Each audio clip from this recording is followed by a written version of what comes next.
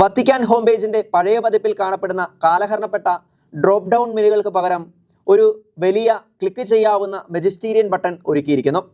അതിൽ പാപ്പയുടെ ആപ്തവാക്യവും ചെറിയ ഐക്കണും ഉൾപ്പെടുന്നു.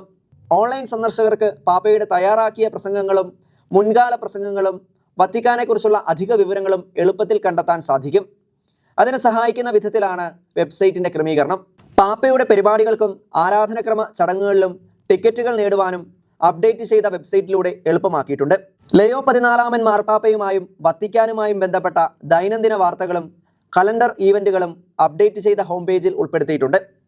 Arabic, English, Chinese, French, German, Italian, Latin, Portuguese, Spanish എന്നീ 9 ഭാഷകളിൽ ഇത് ലഭ്യമാണ്. പുതിയ ഹോം പേജിൽ സഭാരേഖകൾ, ബൈബിൾ, കത്തോലിക്ക സഭയുടെ മതബോധന ഗ്രന്ഥം, ക്യാനോൺ നിയമസംഹിതകൾ, എക്യുമെനിക്കൽ കൗൺസിലുകൾ, കത്തോലിക്ക പ്രബോധനങ്ങൾ തുടങ്ങി നിരവധി കാര്യങ്ങളും ഉൾപ്പെടുത്തിയിട്ടുണ്ട് എന്നതും ശ്രദ്ധേയമാണ്.